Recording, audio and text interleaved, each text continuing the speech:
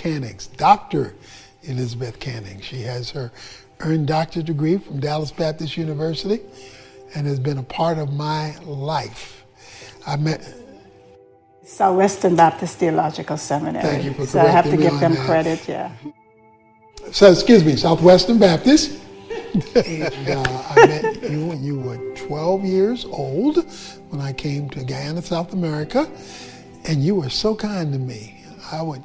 Your father was the head of the committee for our crusade, and that's where I met your sister, Lois, who later became my wife. But whenever I came over, why don't you say what you always did?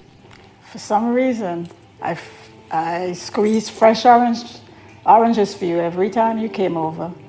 And I was one of them on your side for Lois when everybody was not. That shows you a wise person. You had good insight.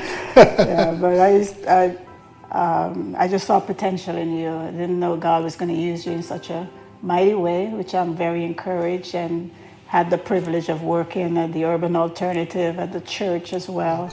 Well, your passion has been children's ministry. You were on staff for 13 years at the church, even though you volunteered even before and after that for many years. And you joined us in helping to raise our 4 children, 13 grandchildren, and now 2 great-grandchildren, and pretty close to 3 great-grandchildren. So we have a deep debt of gratitude to you for what you've invested in my life, our family's life, and the ministry in the kingdom of God. You are a treasure and an asset to God and to people, and we're very grateful for you.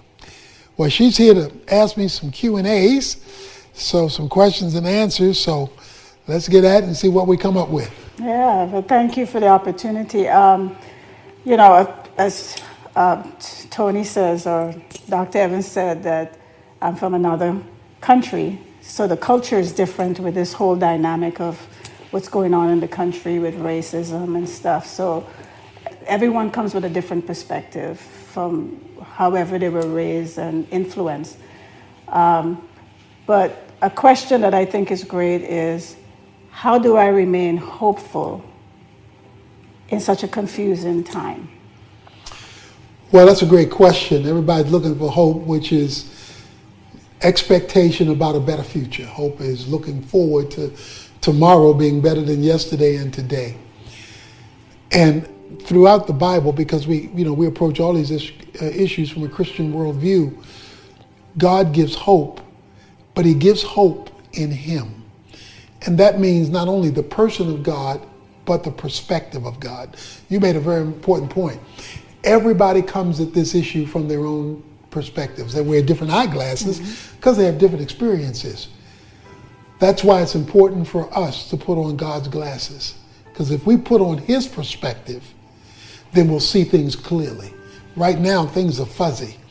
In Luke 24, the disciples had lost hope, and Jesus gave them his perspective, and they changed how they were feeling because they were looking at it through different eyes.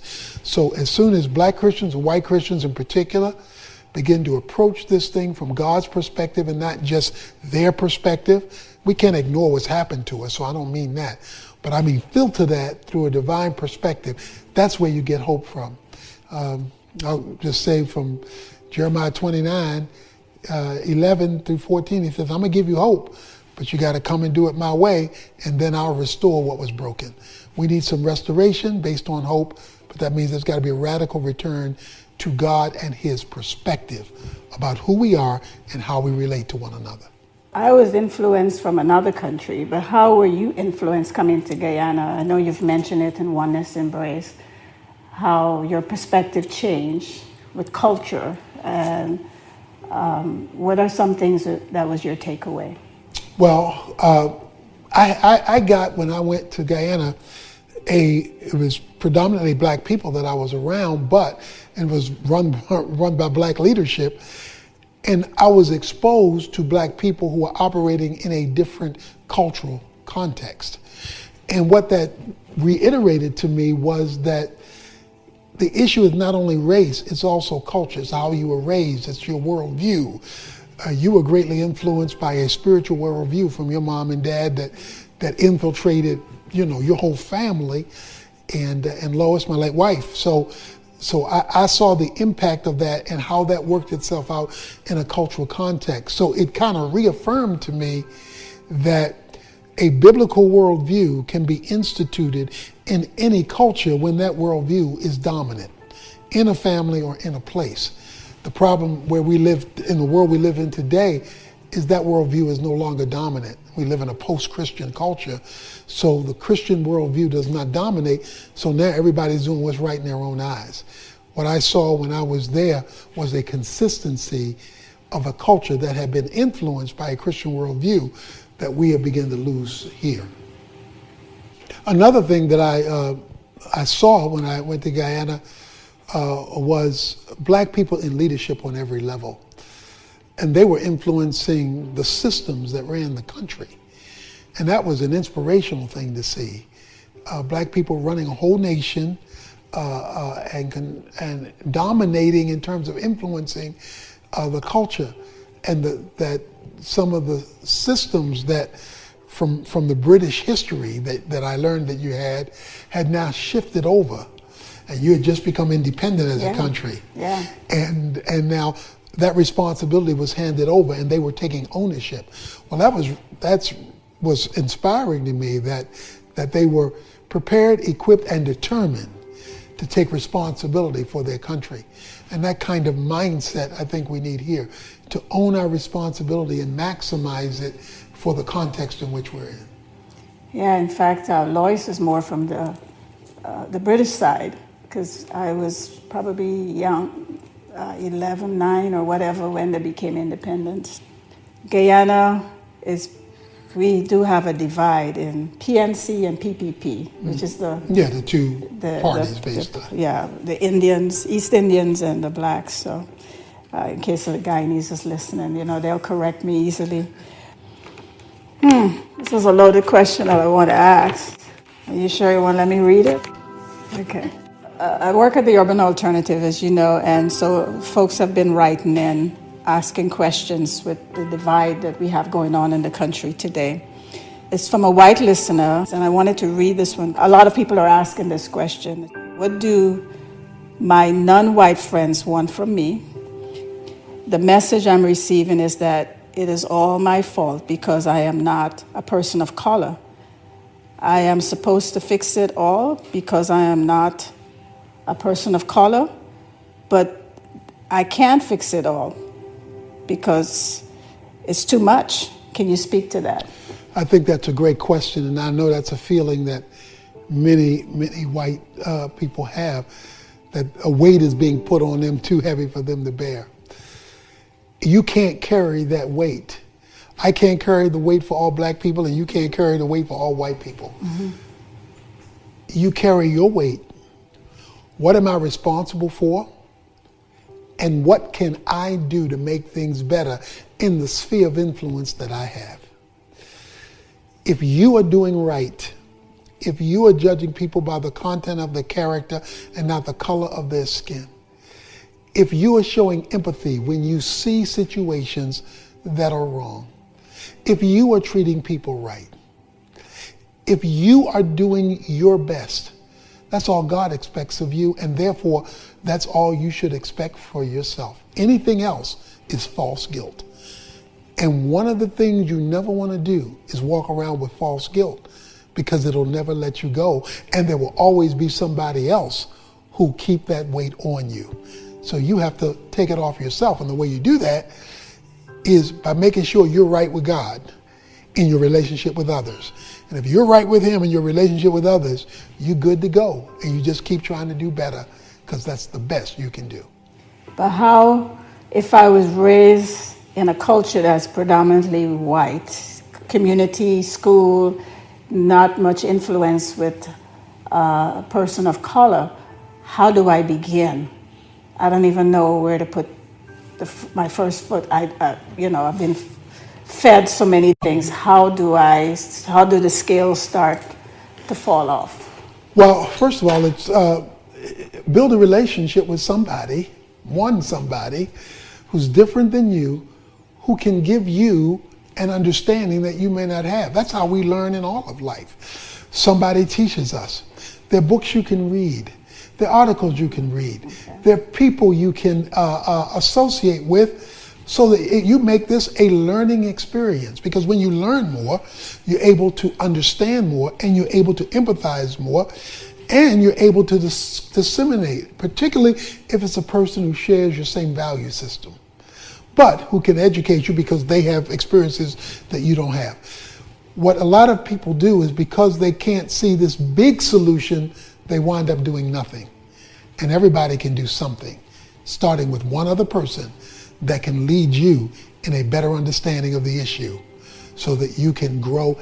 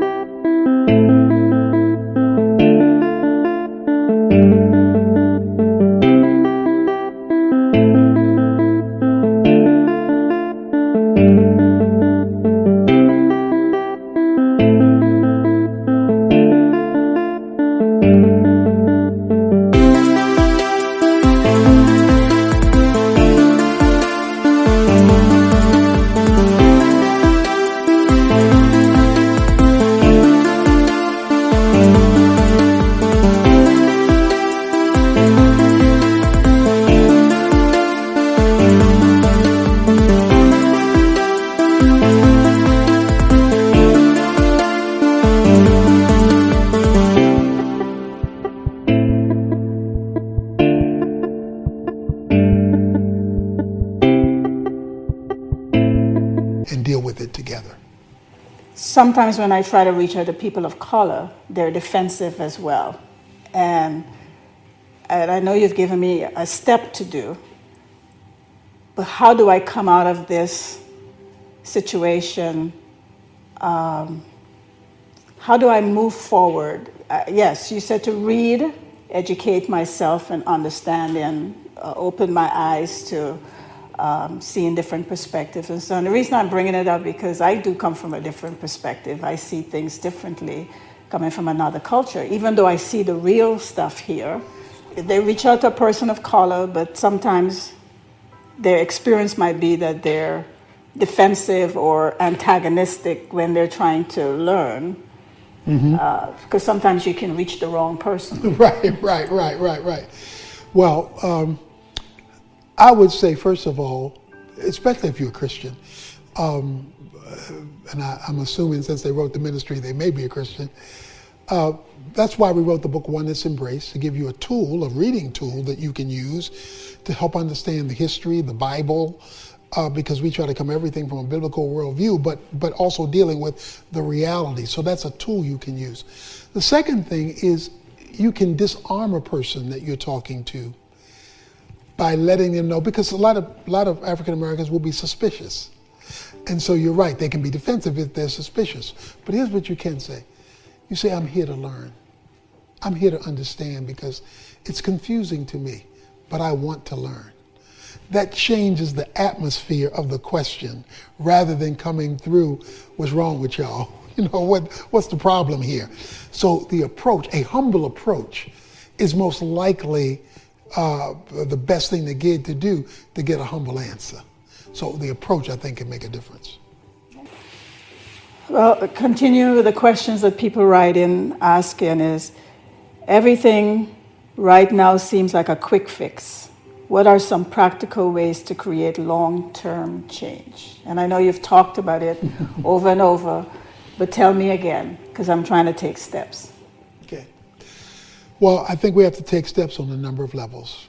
So we've talked about your personal level of becoming informed, building relationships. And by the way, I always say racial reconciliation happens through service, not just through information. So getting with a person who's different than you to serve somebody else worse off than you is a great way to get to know each other while you're doing good, because then there's meaning to the relationship and not just information. Then secondly, long-term change happens generationally, and that starts with how we train our children. Because much of these problems have come because the wrong thing has been passed down from parent to child. So exposing your children to people who are different than you, who share your values, where you as families can minister to someone worse off than you. Again, it's the same principle, but now on a family level. But I really make a big deal about the church.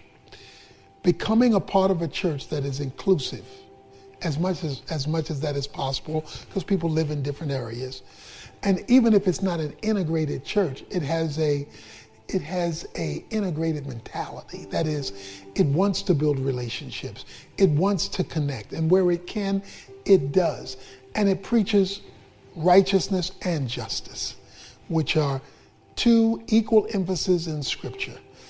One of the problems is justice has been left out of many churches, and that's why you hear the cry for it in the culture today. So being a part of a community of families that want to build bridges. And then one of the things we can do is speak up when we see injustice occurring. We speak up about other sins. Well, injustice based on skin color is a sin, and we need to treat it like a sin. So you may not be a racist, but you may not be an anti-racist, where you speak up when there's something obviously wrong. And so when you do a little here and a little there, and enough people do it, you get enough people doing it, like enough people protesting brings attention. Well, enough good, righteous people doing righteous acts that make a difference, cross-racially and cross-culturally, begins to expand the healing process. And when enough people get healed, it becomes generational. And when it becomes generational, it becomes long-term. I just have one more question. People of color, because you mentioned anti-racism and racism, people of color sometimes react when a person, initial response when you're talking to them, I'm not racist. Mm-hmm. How do we change even that conversational piece? Because in a way, it brings up the other person of being defensive again. Mm-hmm, mm-hmm.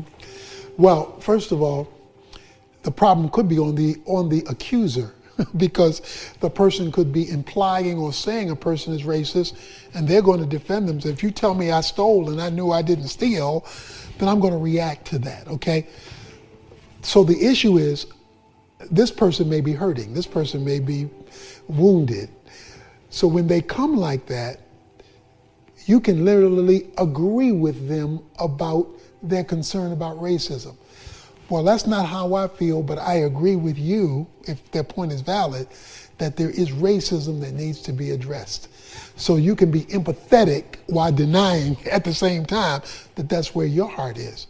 And then on top of that, when a person puts you in that situation where, because a lot of time they call this microaggression, where you just kind of write off things that are serious to one person, and you're not taking it seriously as they mean it, then you need to say that, not only am I not racist, but I want to do everything I can to dismantle racism wherever I see it.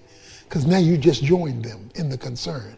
So where you can partner with a person in their concern, and where you can deny culpability because it's not true of you, but be empathetic at the same time, at least takes the temperature down some, depending on where that person is coming from. Well, I said one last, but the conversation that goes that people of color would say that I can't be a racist because, how does that go again? I don't have power. And to have racism, you have power, okay? That's a power, influence, position, all give strength to racism, because then you're in a position to deny somebody something. But that's not the full understanding of racism. Racism can also be a visual or verbal communication. For example, there was a picture of a man mocking what happened to George Floyd by kneeling on his friend's neck. Now, he didn't have power, he didn't have influence, he had position, but he visually communicated his racism. So if I say I hate all white people, then I am communicating a racist attitude, even though I'm not exercising any influence over them. So in that way, a person of color can be a racist simply by communicating a hatred of another person based on skin color.